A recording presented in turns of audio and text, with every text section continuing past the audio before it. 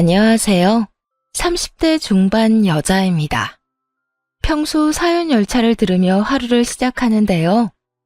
저도 막장 드라마 한 편은 가뿐하게 찍고 이혼하게 되었거든요. 신중에 신중을 가하고 했던 결혼이기에 이혼 같은 건 없을 거라 생각했는데 가정은 혼자서 노력한다고 지켜지는 것이 아니더군요. 어찌되었든 결국 이혼까지 하게 되었지만 힘들게 스트레스를 받아가며 결혼 생활을 유지하려 애쓰던 그때보다 훨씬 더 행복한 삶을 살고 있습니다. 가끔 이혼했다고 하면 안쓰러운 표정으로 보는 사람들의 시선이 거슬리긴 하지만 그 정도야 이젠 손가락질하는 것도 아니고 뭐 어때? 하고 넘길 만큼의 시간이 지났네요. 그러면 이제 본격적인 이야기를 시작해 볼까요? 남편의 직업은 공인중개사였습니다.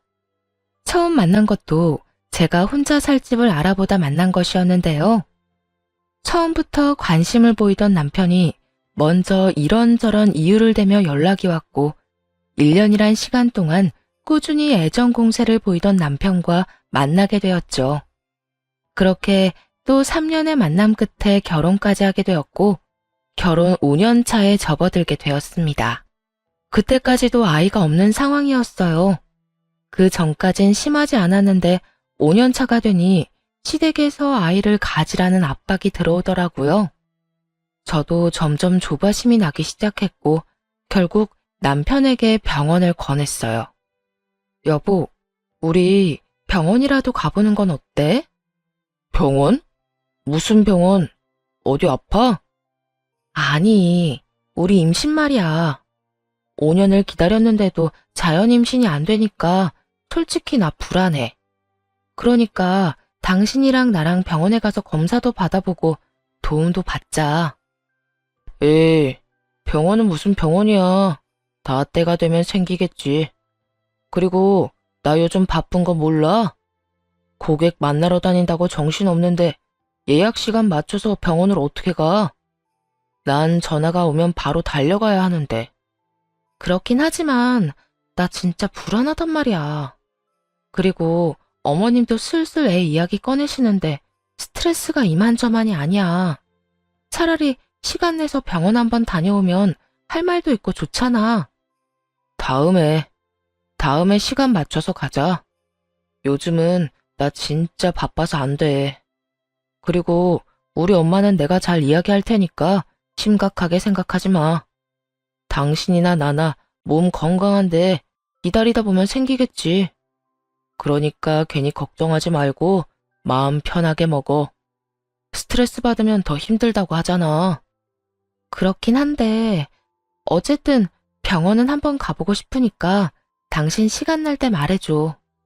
제 마음도 모르고 바쁘다며 거절하는 남편에게 서운하기도 했지만 제가 보기에도 바쁜 남편이었기에 더 우길 수도 없는 상황이었습니다. 더군다나 시모에게도 잘 말해주겠다고 하니 그러려니 하려고 했던 것도 있었죠. 하지만 남편은 말을 한 것인지 안 한 것인지 시모가 매일같이 찾아와 괴롭히기 시작하더라고요. 웬만하면 싸우는 걸 싫어하던 성격이라 시모가 찾아와 무슨 소리를 하든 좋은 말로 둘러대며 돌려보내곤 했는데 그날따라 시모는 제 신경을 끈질기게 긁어대더군요. 너 이대로 애도 없이 살 작정인 게야? 결혼한 지 5년이나 됐는데 어떻게 소식 한 번이 없어? 그러게요. 저도 얼마나 애가 타는지 모르겠어요. 노력한다고 하는데도 소식이 없네요.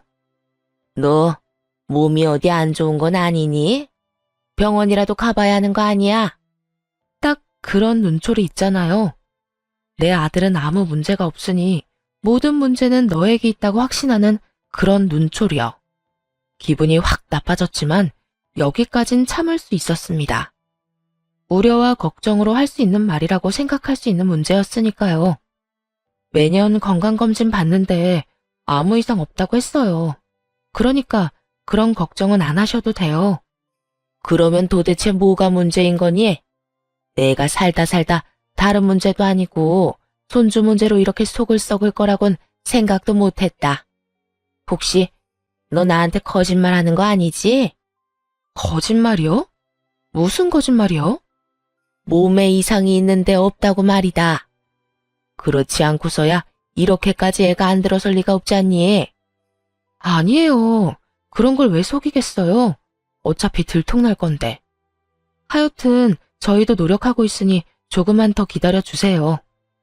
계속 기다려도 소식이 없으니까 이러는 거 아니니? 아니, 너희 친정엄마는 도대체 뭐 한다니? 이렇게 애가 들어서지 않으면 약이라도 사 먹이든가 병원이라도 데리고 가든가. 딸 자식이 남의 집 대를 끊어놓게 생겼는데 무슨 노력이라도 해야 하는 거 아니니? 무심한 건지 생각이 없는 건지. 나였으면 지금쯤 죄지었단 마음에 밥도 안 넘어갈 것 같구먼. 사돈은 태연해도 너무 태연하구나. 이때부터 시모는 선을 넘기 시작하더군요. 말로만 듣던 친정 타령을 실제로 듣게 되니 그 기분 참 더럽더라고요. 제가 아이를 갖고 싶지 않아서 그러는 것도 아니고 노력을 하고 싶어도 남편이 도와주지 않으니 정작 답답한 사람은 저 아닌가요? 아무것도 모르면서 만만한 게 친정이라고 저렇게 말하니 폭발하고 말았네요. 어머님, 아무리 그래도 그런 말은 하는 게 아니죠. 내가 무슨 말을 얼마나 했다고 이러니? 친정엄마 이야기요. 다른 건 몰라도 친정엄마를 그런 식으로 말하는 건 절대로 못 참아요. 저희가 애를 못 가지는 건데 왜 엄마가 어머님께 그런 말까지 들어야 하는 건가요? 저희 엄마요. 철마다 그이랑 제 몸에 좋다는 건 다 해다 주세요. 어머님께 그런 말까지 들을 만큼 저희한테 무심하지 않다고요. 그러면 그런 거지. 어디서 시어머니한테 눈 동그랗게 뜨고 소리를 질러? 네가 이딴 식으로 하니까 네 친정엄마 이야기가 나오는 거야. 지금도 봐라. 네가 이딴 식으로 행동하면 내가 또 네 친정엄마를 들먹일 수밖에 없지 않겠니? 아니요. 전 그만큼 잘못한 것도 없고 설사 어머님 입장에서 제가 잘못했다고 한들 친정은 들먹이지 마세요. 저도 기분 나쁘다고요. 네가 기분이 나쁘다고 하면 내가 안 해야 하니? 난 싫은데. 난 네 시어머니고 네가 뭐라고 하든 내 할 말은 다 할 테니 그런 줄 알거라. 그래요? 그러면 앞으로 저도 할 말 못할 말 가리지 않고 다 할 테니까 그런 줄 아세요. 너 지금 나한테 선전포고라도 하니? 어머님, 가는 말이 고와야 오는 말이 곱다라는 속담 아시죠? 그 말이 괜히 있는 게 아니에요. 어머님이 제 가슴에 비수를 꽂겠다는데 저라고 언제까지 좋은 말로 받아칠 순 없잖아요. 그러니까 저한테 좋은 말만 듣고 싶으시면 어머님도 좋은 말만 해주세요. 지금 너 하는 꼴만 봐도 네 친정 수준을 알겠구나. 얼마나 평소에 딸 자식 교육을 엉망으로 시켰으면 어른한테 이따위로 굴 수 있는 건지. 굳이 보지 않아도 내 잘 알겠다. 그쯤 되니 사람이 아닌 벽을 보고 대화를 하는 기분이더군요. 아니, 허공에 대고 돌아오는 메아리랑 대화를 해도 그것보단 대화가 잘 통할 것 같은 기분마저 들었죠. 그냥 마음대로 생각하고 이만 나가주세요. 저는 어머님이랑 입씨름하면서 시간 낭비하고 싶지 않네요. 너 지금 날 내쫓기라도 하겠다는 거니? 네. 무슨 말이 통해야 대화라도 해볼 텐데 어머님은 제가 뭐라고 하든 어머님이 하고 싶은 말만 하잖아요. 그런 사람이랑 제가 무슨 말을 더 하겠어요? 더는 할 이야기도 없고 들을 말도 없으니까 이만 가세요. 그렇게 시모를 내쫓다시피 보내버렸고 못 간다고 난동이라도 부릴 줄 알았던 시모는 생각보다 쉽게 돌아가더군요. 그때 그 행동을 이상하게 생각했어야 했는데 말이에요. 시모가 그냥 순순히 돌아간 건 다 꿍꿍이가 있었습니다. 그건 바로 남편에게 몇 배로 부풀려 고자질하는 짓이었죠. 퇴근을 하고 돌아온 남편은 가방을 내려놓기도 전부터 화를 내기 시작하더군요. 당신, 우리 엄마를 내쫓았다는 게 사실이야? 어머님이 그래? 나한테 내쫓겼다고? 그래. 우리 엄마가 울면서 나한테 전화 왔더라. 별말 하지도 않았는데 당신이 갑자기 화내면서 나가라고 했다면서? 내가 장모님한테 그렇게 굴면 당신은 기분 좋겠어? 어떻게 우리 엄마한테 그런 식으로 행동할 수가 있어? 드라마에서나 보던 엄마 말만 믿는 바보가 저희 집에 있다는 사실을 그날 처음 알았습니다. 남편은 마치 우리 엄마 입에서 나오는 말이라면 그게 뭐든 다 사실이다 라는 최면에 걸린 사람처럼 몰아붙이더라고요. 사람 말은 양쪽 말 다 들어봐야 한다는 걸 몰라?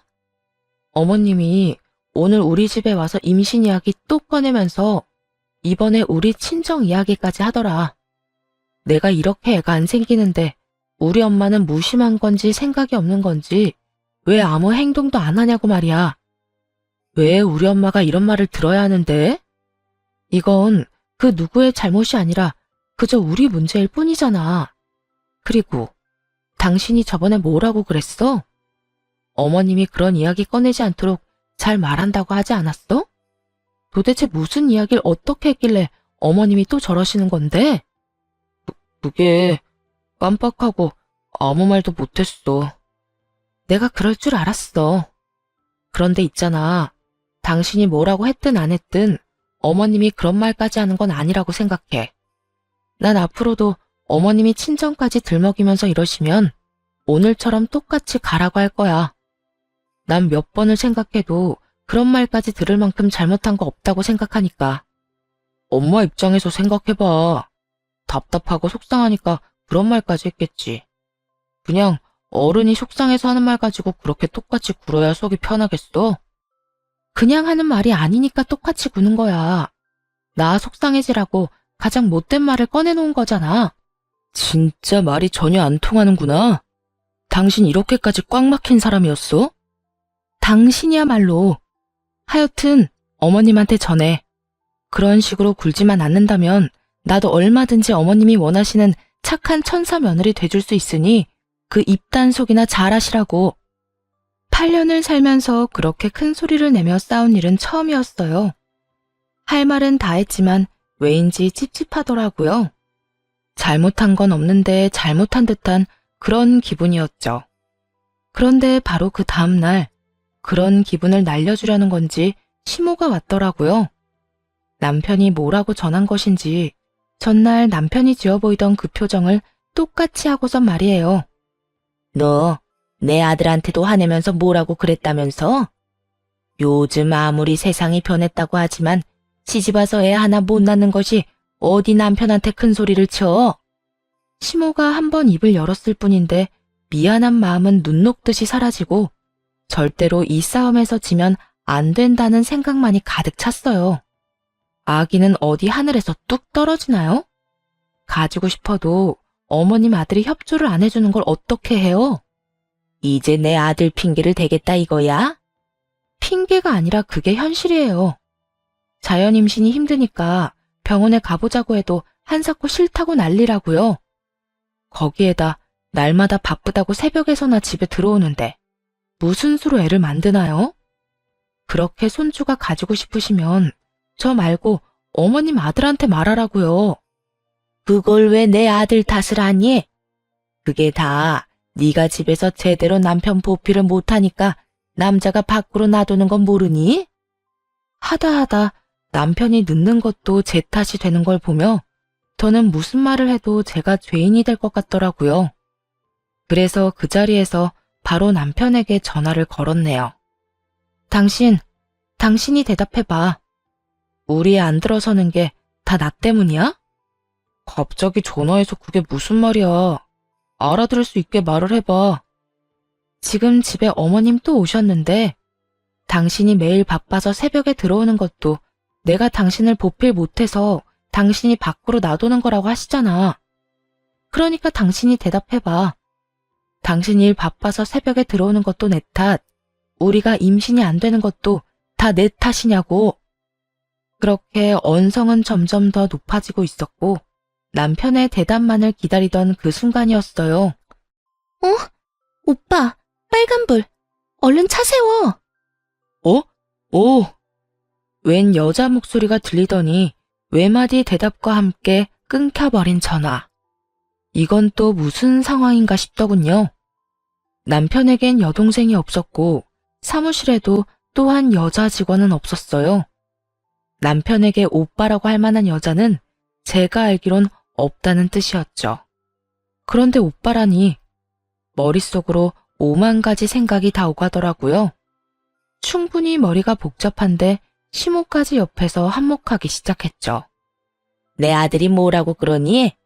다 네 잘못이라고 하지? 네 표정을 보아하니 굳이 대답 같은 건 듣지 않아도 알겠다마는 그러게 무슨 좋은 소리 듣겠다고 전화까지 해서는 제가 지금 정신이 하나도 없어서 그러는데 일단 좀 가세요. 뭐? 너 지금 날 또 내쫓겠단 말이니? 지금은 그냥 권하는 거지만 제가 좋은 말로 권할 때 안 가면 아마 내쫓기지 않겠어요? 그러니까 예의 차려서 가달라고 할 때 어머님 두 발로 나가주세요. 이게 보자 하니까 시어머니 보기를 뭐로 보는 거야? 내가 네가 오라고 하면 오고 가라고 하면 가는 사람인 줄 알아? 네가 이러니까 네 친정 부모님들이 욕먹는 거야.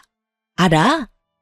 제가 잘하나 안 하나 저희 부모님 욕할 거 다 아니까 그냥 좀 가세요. 제가 지금 머리가 터질 것 같아서 그러니까.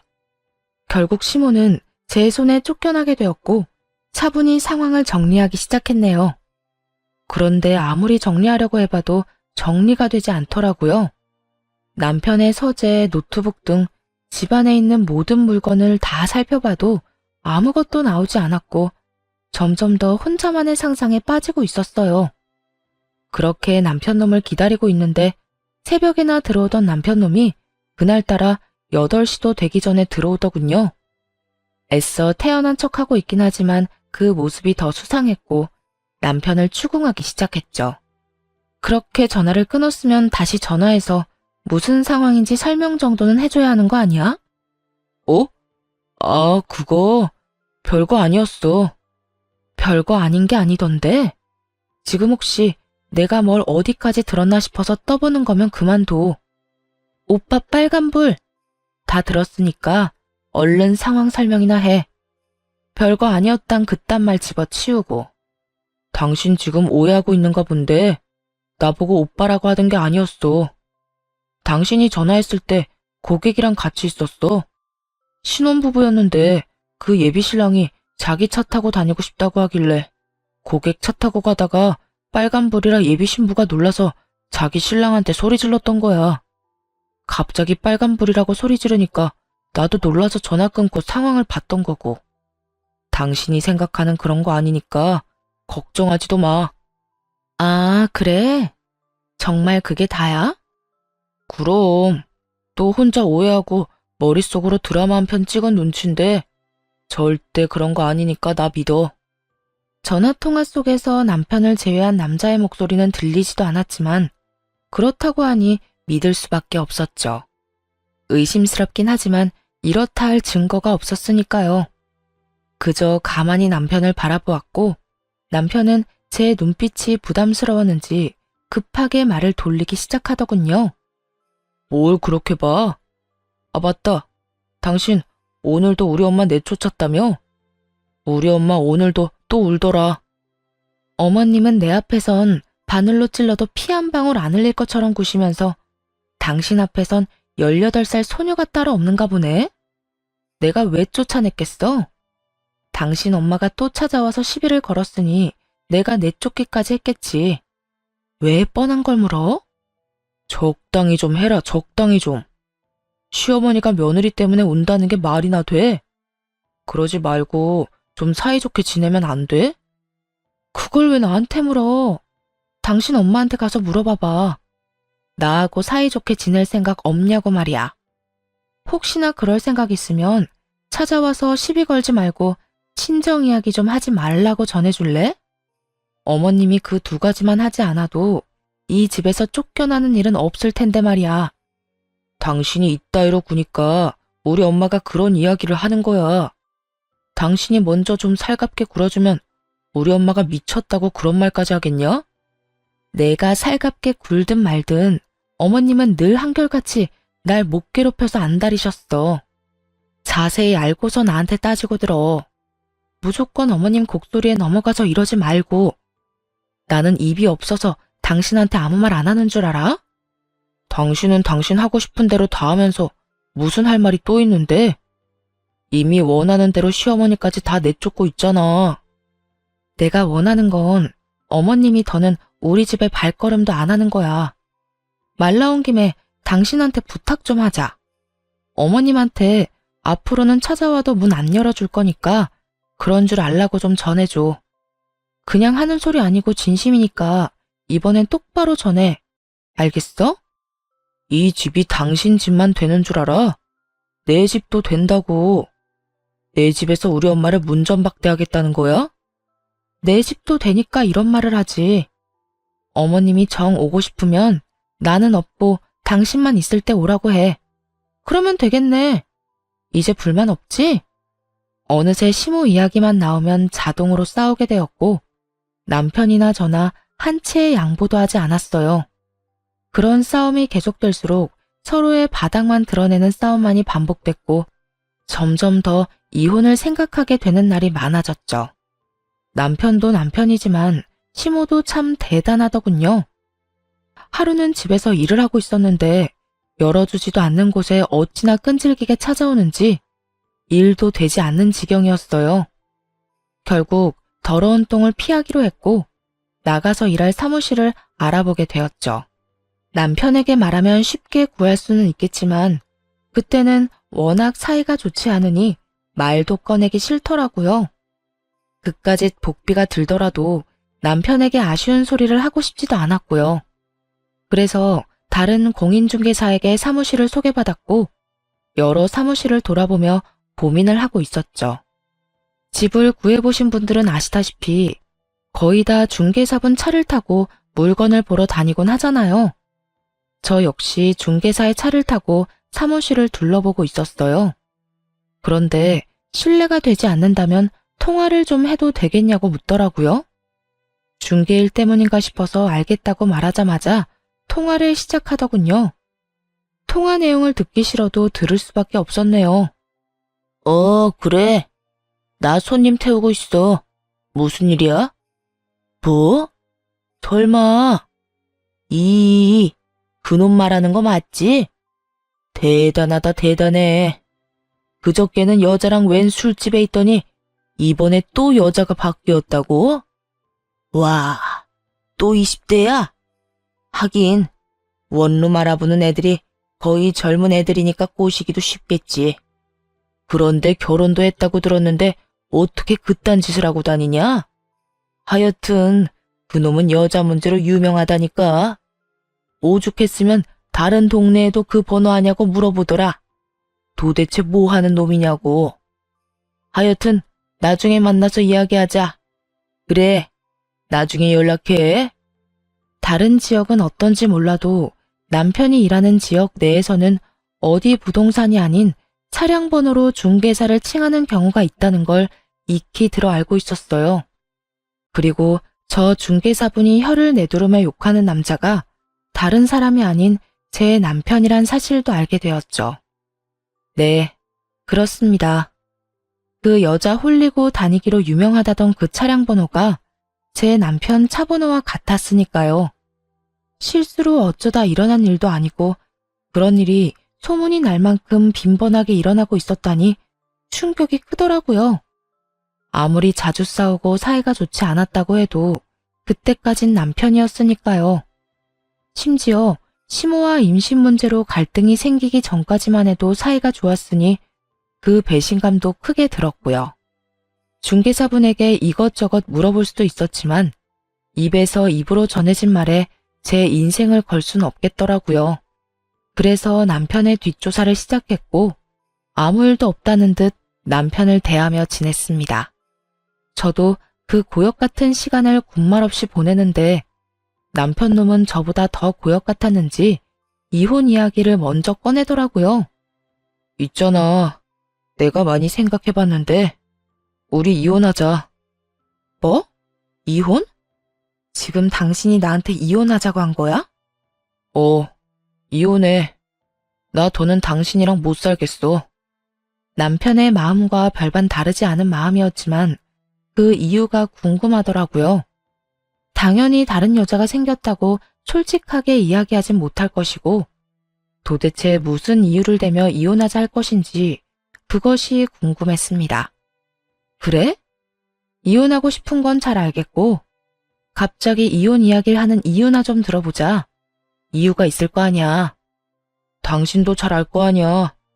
요즘 우리 사이도 안 좋았잖아.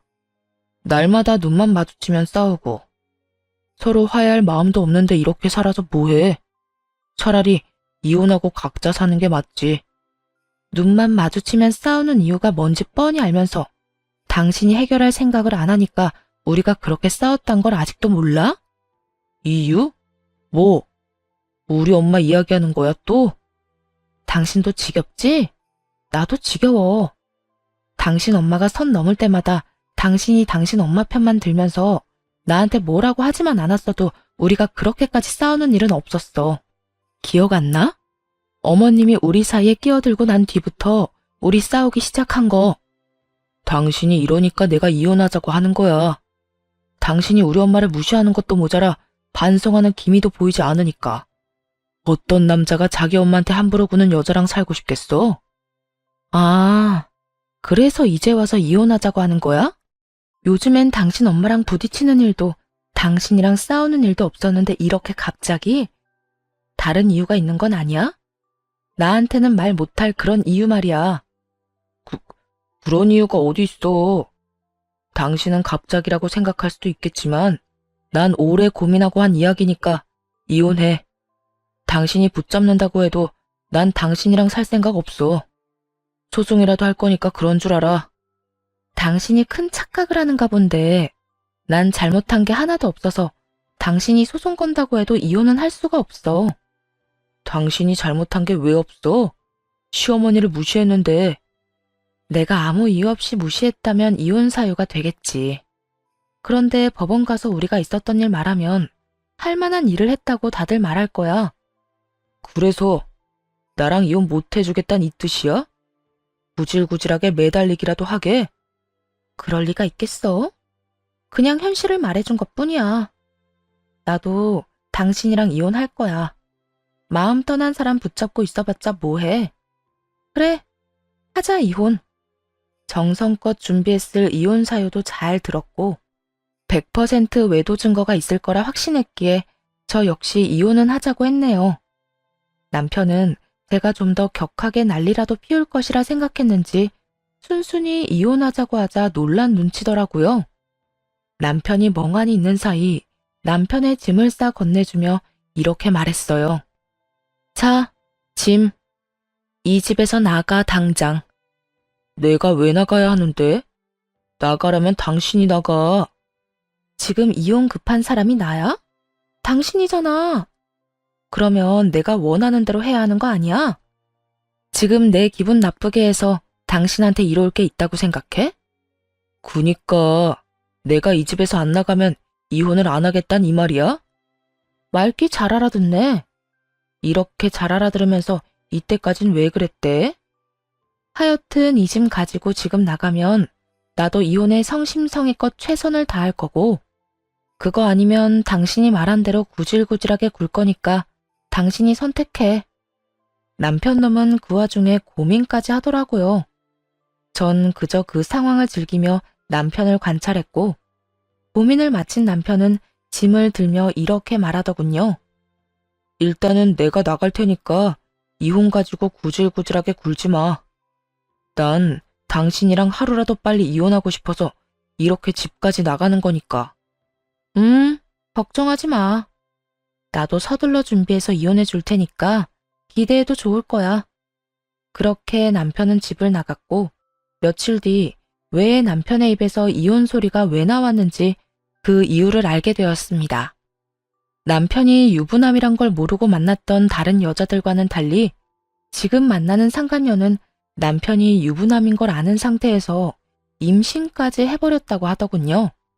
다정하게 산부인과를 오가는 사진도 받아보게 되었죠. 한동안 집에도 오지 않고 조용하던 시모도 이 모든 상황을 알고 있었나 보더군요. 상간녀와 왕래하고 지내며 임신한 며느리 대접을 제대로 해주고 있었으니까요.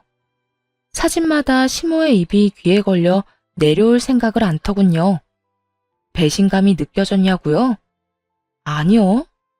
저딴 인간들에게 배신감이란 감정조차 사치라고 느껴지더라고요. 그저 복수의 칼날을 갈며 본격적인 이혼을 준비하기 시작했습니다. 그렇게 이혼을 준비하고 있는데 흥신소에서 연락이 왔고 시댁의 상간녀까지 다 모여있다는 이야기를 듣게 되었어요. 곧바로 시댁으로 향했고 알고 있던 비밀번호를 누르고 들어가니 성미도 급한 세 사람은 일찌감치 아기용품을 한가득 사두고 하하호호 웃음꽃이 폈더군요. 그래도 일말의 양심이라도 있다면 저를 보고 당황이라도 할 것이라 생각했는데 세 사람은 저를 보고도 표정의 변화조차 없더라고요. 그 모습이 얼마나 당당한지 남들이 보면 이미 이혼하고 재혼까지 마친 상태로 알 정도였죠. 어머, 오빠. 저 여자가 오빠랑 같이 살던 여자 맞지?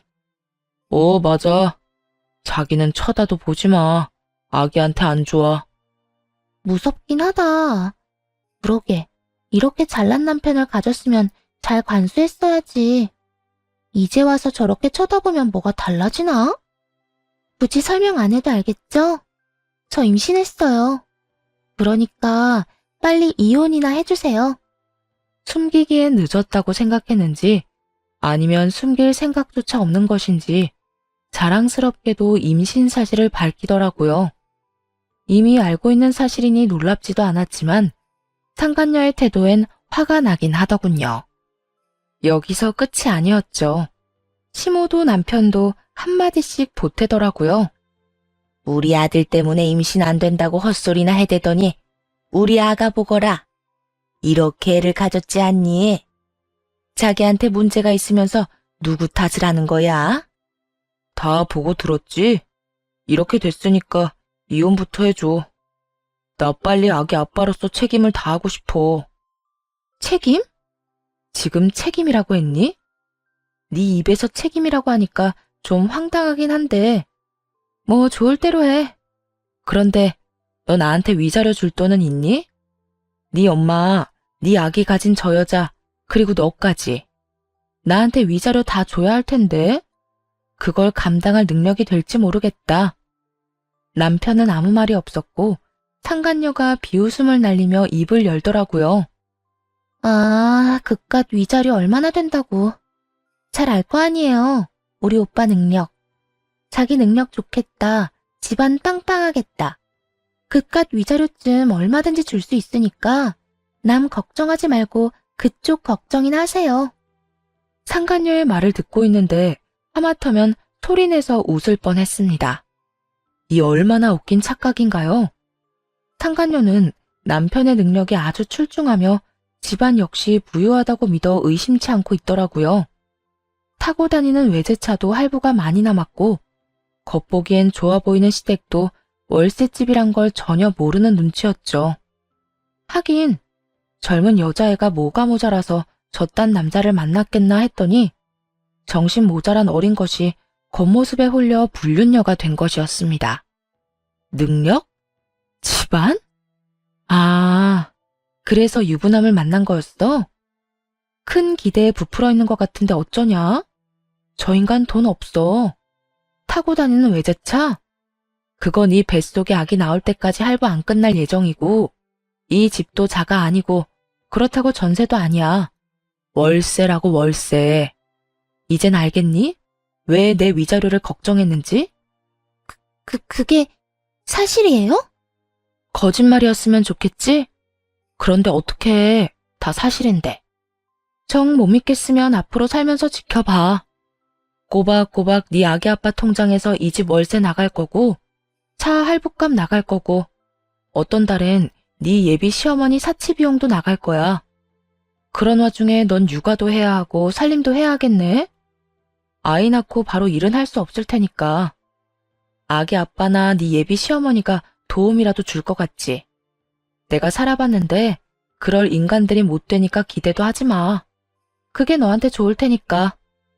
예상대로 상간녀는 속았다는 표정을 지어 보이며 넋까지 놓고 저를 보더라고요. 이 모든 것이 거짓말이라고 말해주길 간절하게 바라는 듯했지만 제 입에서 그런 말이 나올 리가 없었죠. 분위기는 순식간에 이상해졌고 남편이 나서 화를 내기 시작하더군요. 그런 말까지 왜 하는 거야? 이 사람 홀몸 아니라는 말 못 들었어? 당신은 모르나 본데 임산부한테 스트레스가 얼마나 안 좋은데. 헛소리 하지 말고 얼른 나가. 왜? 내가 틀린 말 했어? 너도 네 집안도 돈 없잖아. 거기에다 네가 소장도 아니고 직원일 뿐인데 내가 받게 될 위자료가 당연히 걱정될 수밖에 없지 않겠어? 너하고 네 엄마 주머니 사정 내가 뻔히 아는데 미리 말이라도 해줘야 준비라도 할 거 아니야. 그까짓 돈 얼마든지 줄 수 있거든? 그래, 뭐 외제차 팔고 이 집 내놓고 단칸방으로 옮기고 대출 좀 받으면 가능은 하겠다. 그러면 애 잘 키우고 잘 살아봐. 그렇게 말하지 않아도 잘 먹고 잘 살 거야. 악을 쓰는 남편의 뒤로 여전히 멍하게 앉아있는 상간녀를 향해 마지막 한마디를 해주고선 시댁을 나왔네요. 다 들었지? 꼭 순산하길 바랄게. 진심이야. 아기 잘 낳고 이 남자랑 이 남자 엄마랑 잘 데리고 잘 살아. 불륜녀 딱지에 이혼녀 딱지까지 붙이기 싫으면 말이야. 그런데 네 생각처럼 쉽진 않을 거다. 내가 살아봐서 아는데 저 남자고 저 남자 엄마고 데리고 살기 쉬운 사람들은 아니거든. 이 일이 있고 난 후 이혼은 빠르게 진행되었습니다. 저는 더 알아볼 것도 없었고 가지고 있는 증거들로 변호사분과 함께 이혼만 진행하면 되는 일이었으니까요. 산부인과를 오갔던 흔적들, 제가 시댁에서 목격한 장면들로 유책 배우자는 쉽게 남편이 되었고 시모와 상간녀에게도 위자료를 받고 이혼할 수 있었죠. 시댁은 이혼을 진행하는 동안부터 사정이 많이 좋지 않은지 만날 때마다 행색이 남루해지더라고요. 처음엔 차가 바뀌고 그 다음엔 시계가 사라지고 그 다음엔 시모의 손에 자랑처럼 들고 다니던 가방이 사라졌죠. 이혼 확정까진 긴 시간이 걸렸지만 그 인간들이 망가져가는 모습을 지켜보는 재미가 있어 지겨운 시간만은 아니었습니다. 그것만 해도 이미 충분히 통쾌했는데 더 통쾌한 소식이 들려오더군요. 그건 바로 전 남편의 외도 소식이었는데요. 이 소식을 다름 아닌 상간녀를 통해 듣게 되었죠. 번호는 어떻게 알았는지 연락이 왔더라고요. 여쭤볼 게 있어서 전화했어요. 이제 와서 나한테 물어볼 게 뭐가 있는데? 그게 그때 선임하셨던 변호사분 연락처 좀 알려주세요.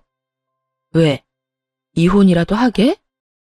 그게 그 인간이 또 바람을 피우고 있었어요. 그것도 한두 명이 아니더라고요. 제 버릇 납 못 준다더니 저한테 한 그 방법 그대로 다른 여자 꼬셔서 만나고 있었어요. 진짜 그 정도면 병 아닌가요? 이제 보니 변호사 연락처는 핑계고 나한테 하소연하려고 전화했구나. 이렇게 되고 나니 쪽팔려서 어디 말할 데는 없고 그렇다고 조용하고 있자니 너무 답답해서요. 그 인간 휴대전화 뒤져서 그쪽 번호 알아냈어요. 그쪽은 내 마음 이해할 거 아니에요. 저 그 충격으로 유산까지 했다고요. 상간녀의 말대로 제 버릇 남 못 준다더니 또 그딴 더러운 짓을 아무렇지 않게 하고 다닌 모양이었어요. 아니면 상간녀와 재혼을 하면서도 그 더러운 짓을 멈추지 않았던 것일지도 모르는 일이기도 하죠. 전자가 됐든 후자가 됐든 전 남편이 쓰레기인 것은 진작 알고 있던 사실이었고 되려 상간녀의 이런 행동이 화가 나더라고요. 저를 얼마나 우습게 봤으면 이런 이야기나 늘어놓자고 전화질까지 했나 하는 마음에서요. 그 미친놈 좋다고 만날 땐 언제고 나한테 이딴 하소연이 하고 싶니?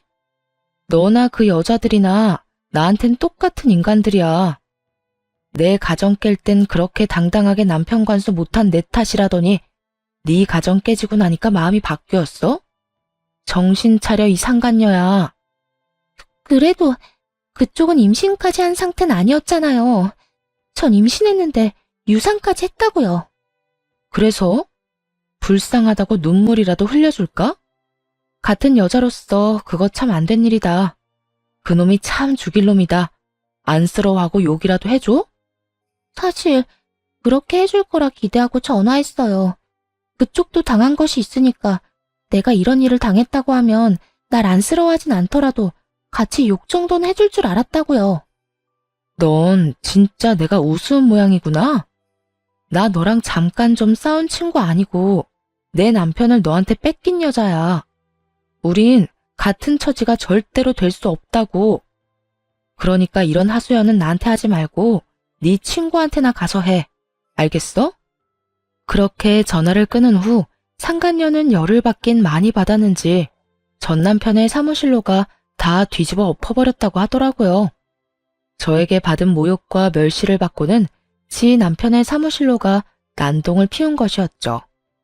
그 덕에 중개사들에게만 소문이 쫙 나있던 전 남편의 여자 갈아타기 이야기는 마침 사무실에 있던 말 많은 동네 아주머니들 귀에 들어가게 되었고 전 남편은 어느 사무실에서도 받아주지 않는 신세가 되었다고 하더군요.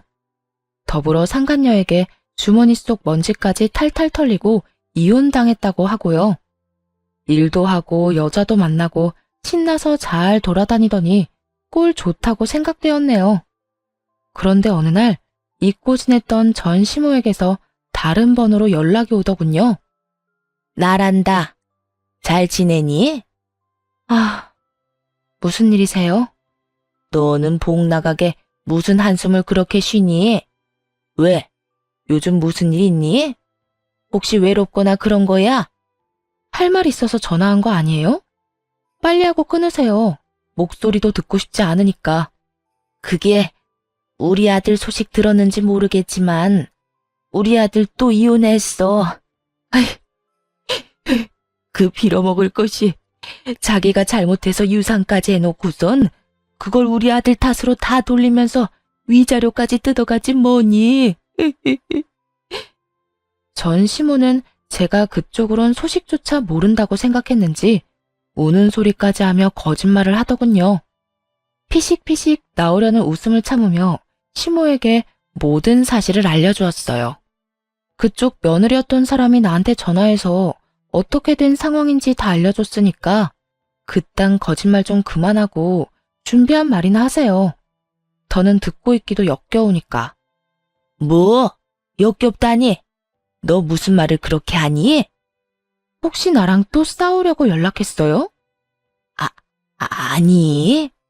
내가 순간적으로 또 흥분을 했네. 미안하구나. 내가 전화한 용건은 다른 게 아니라 우리 아들 다 잊었나 해서 전화했다. 너희가 그래도 10년 가까이 서로 정답게 만나고 살아왔는데 너도 사람이라면 미련이 남아있진 않을까 해서 말이다. 뻔뻔한 것은 알고 있었지만 이 정도일 거라곤 생각도 못했습니다. 감히 저에게 그 세월을 언급하며 미련이란 단어를 꺼낼 거라곤 생각도 못했으니까요. 차라리 제발 내 아들과 살아달라고 매달렸다면 그렇게까지 화가 나진 않았을 텐데 말이에요. 이렇게 뻔뻔하게 나오니 이혼할 때보다 더 화가 나더라고요. 아줌마, 정신 차려요. 감히 나한테 내 젊은 날의 세월을 들먹이면서 미련이란 말을 하고 싶어요? 그리고 사람이라면이라고 했어요? 아줌마야말로 사람이라면 나한테 이런 전화하면 안 되죠. 어디 위자료 뜯길 대로 다 뜯겨서 거지 다 된 아들을 들이밀 생각을 해요? 뻔뻔해도 정도가 있지. 그 뻔뻔함이면 어디 가서 구걸을 해도 먹고 살 테니 나한테 이러지 말고 다리 위에 가서 구걸이나 하면서 사세요. 뭐야? 너 지금 구걸이라고 했니? 우리 상황이 아무리 힘들어졌다고 해도 네가 감히 나한테 어떻게 그딴 말을 해? 나니까 이런 말까지 하는 거예요. 당한 게 워낙 많으니까 이런 말까지 하는 거라고요. 그러니까 더 험한 소리 듣기 싫으면 이딴 전화 하지도 마세요. 본인 전화 차단했으면 그 뜻을 알아차려야지. 스토커도 아니고 번호까지 바꿔서 전화하는 건 또 뭐야? 한 번만 더 전화해서 헛소리하면 경찰에 신고해서 무슨 수를 써서라도 콩밥 먹게 해버릴 테니까 그런 줄 알아요. 화가 나니 못할 말이 없었고 정신을 차리고 보니 전화는 이미 끊었더라고요. 그렇다고 해서 제가 한 말들을 후회한다는 뜻은 아닙니다. 충분히 저런 말을 들을 만한 짓을 했다고 생각하니까요. 어쨌든 그 후론 연락이 오지 않았고 이젠 완전히 그 사람들과 연을 끊어내게 되었습니다. 이혼을 하고 난 후 처음 1년은 문득문득 올라오는 화에 힘든 시기를 보냈어요. 때론 화가, 때론 눈물이 흘러 저조차도 제 감정을 컨트롤할 수 없는 그런 상태였죠. 그 힘든 시기 동안 시간에 모든 것을 맡기고 힘들면 힘든 대로, 슬프면 슬픈 대로 시간을 보냈던 것 같아요. 그리고 2년 차가 되니 조금씩 익숙해지고 무뎌지더라고요. 이혼이란 게 그런 것 같아요. 아무리 정이 다 떨어지고 다신 꼴도 보기 싫을 만큼 미운 사람과 헤어지는 일이라도 저에게 큰 상처가 남는 것은 어쩔 수 없다는 것이요. 시간이 해결해 준다는 말이 있듯 제 상처도 시간이 어느 정도 해결해 주었고 나머진 제 곁에 있는 소중한 사람들이 도와주셨습니다. 그중 가장 큰 안식이 되었던 건 당연히 부모님이셨어요. 특히 엄마가요. 딸, 많이 힘들지? 아니야, 나 괜찮아. 괜찮기는 너 안 괜찮아. 연애를 짧게 한 것도 아니었고 그렇다고 결혼 생활이 짧은 것도 아니었잖아. 힘든 게 당연한 거고 지금 네가 겪는 그 모든 감정들이 당연한 거야. 그러니까 엄마 아빠 앞에선 감추지 말고 마음껏 힘들어하기도 하고 울기도 하고 화를 내도 돼. 우린 네 가족이잖아. 우리 앞에서 다 해야지 누구 앞에서 그런 모습을 보이겠어? 난 엄마 아빠 속상할까 봐 그러지. 엄마 아빠는